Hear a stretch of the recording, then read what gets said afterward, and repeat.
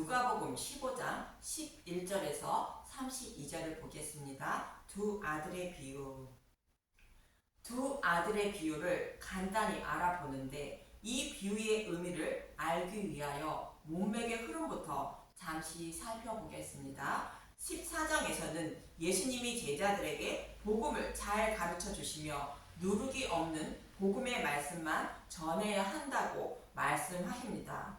그리고 15장에서는 예수님이 복음을 전하며 잃어버린 양을 찾으러 오셨음을 말씀하시는데 이 모습을 보고 바리새인과 서기관들이 정죄합니다. 16장에서는 옳지 않은 청지기의 비유를 통하여 오직 복음의 말씀만 전해야 회개하고 여호와께 돌아와 백성들도 살고 청지기인 복음 전도자도 생명을 얻게 됨을 말씀하십니다. 이 이야기 사이에 두 아들의 비유가 놓여 있는 것을 기억하시고 본문 1절에서 2절을 보겠습니다. 누가복음 15장 1절 잃은 양을 찾은 목자 비유. 모든 세리와 죄인들이 말씀을 들으러 가까이 나아오니 바리새인과 서기관들이 수군거려 이르되 이 사람이 죄인을 영접하고 음식을 같이 먹는다 하더라. 여기에 기록된 모든 세리와 죄인 그리고 바리새인과 서기관들을 오늘 본문에서는 두 아들을 비유로 말씀하는 것이며 예수님은 세리와 죄인들을 제자로 택하여 바리새인과 서기관을 대신하여 복음을 전하게 하시는 것입니다.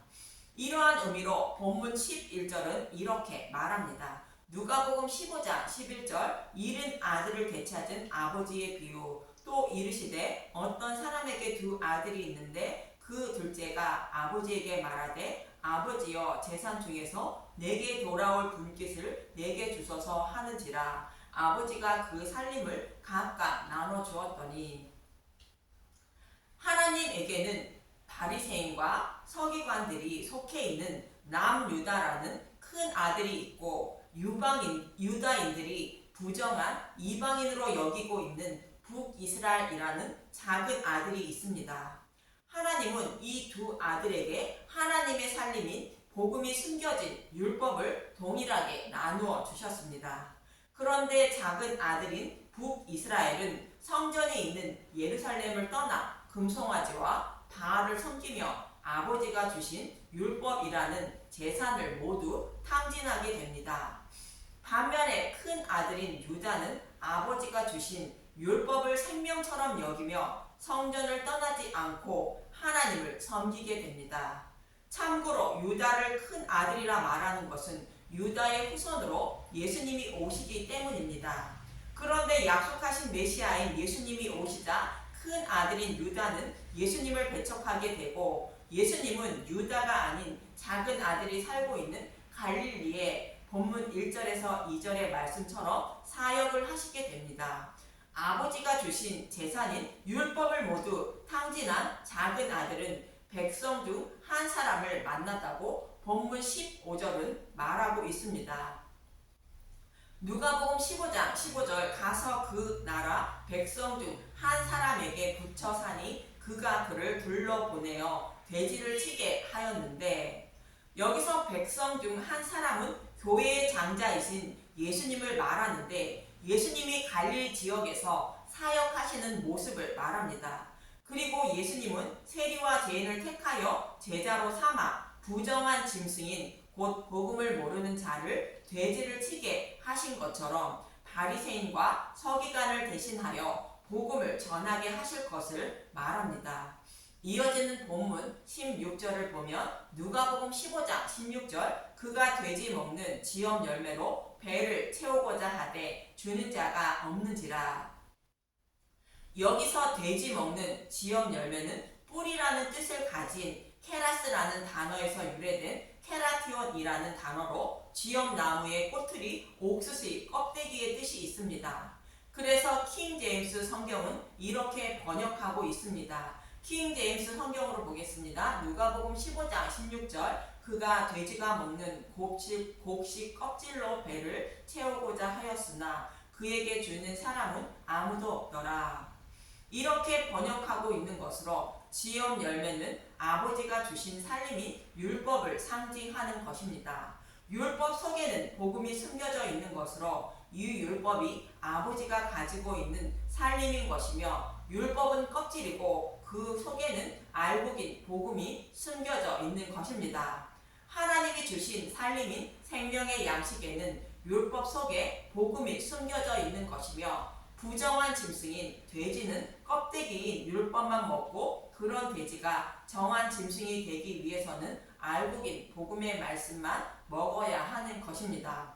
그런데 두 아들은 율법인 껍데기를 먹는 것이 하나님의 뜻으로 알고 있었습니다. 그래서 작은 아들도 돼지 먹는 지업 열매로 배를 채우고자 하되 주는 자가 없다고 말하는 것이며 예수님은 율법이 아닌 복음의 말씀만 선포해 주심으로 율법이라는 지업 열매를 먹을 수가 없었다고 작은 아들은 말하고 있는 것입니다. 이렇게 예수님이 주시는 복음의 말씀만 먹게 되므로 작은 아들은 자신이 돼지보다 못한 죄인임을 깨닫게 되고 아버지께 풍부한 양식인 복음의 말씀이 있다는 것을 알게 되어 아버지께로 돌아오게 되는 것입니다. 즉 다른 복음을 따르던 작은 아들이 전해 드는 복음의 말씀을 먹고 아버지께로 돌아온 것입니다. 이것이 회개인 것입니다. 이렇게 하여 작은 아들이 아버지께로 돌아오자 아버지는 잔치를 베풀어 주게 됩니다. 본문 22절에서 23절을 보겠습니다. 누가복음 15장 22절 아버지는 종들에게 이르되 제일 좋은 옷을 내어다가 입히고 손에 가락지를 끼우고 발에 신을 신기라. 그리고 살찐 송아지를 끌어다가 잡으라. 우리가 먹고 즐기자. 여기서 좋은 옷은 예수님의 의에 오신 빛나고 깨끗한 세마포 옷을 말하고 있습니다. 가락지를 끼우고 발에 신을 신기는 것은 예수님의 신부로 삼아주시는 모습을 말하고 있습니다. 이렇게 예수님은 잃어버린 양을 찾아 구원하시려고 복음의 잔치를 베풀고 있음을 말씀하시는 것입니다. 그런데 이 모습을 보고 바리새인과 서기관들이 예수님을 율법으로 정죄하고 있다는 것이며 이들을 책망하시는 말씀입니다. 예수님은 이렇게 율법이 아닌 복음을 전해서 구원해 주시기 위하여 오셨음을 말하는 것이며 제자들도 껍데기인 율법이 아닌 오직 복음의 말씀만 전해야 복음을 모르는 죄인들을 구원할 수 있다고 잘 가르쳐주고 있는 것입니다. 지금 복음 전도자들이 무엇을 전해야 하는지 모형으로 말씀하고 있는 것입니다. 이 모습을 보고 있던 큰아들은 이렇게 말합니다. 누가복음 15장 29절 아버지께 대답하여 이르되 내가 여러 해 아버지를 섬겨 명을 어김이 없거늘 내게는 염소 새끼라도 주어 나와 내 것으로 즐기게 하신 일이 없더니 아버지의 살림을 창녀들과 함께 삼켜버린 이 아들이 돌아오매 이를 위하여 살찐 송아지를 잡으셨나이다. 아버지가 이르되 이에 너는 항상 나와 함께 있으니 내 것이 다 내 것이로되.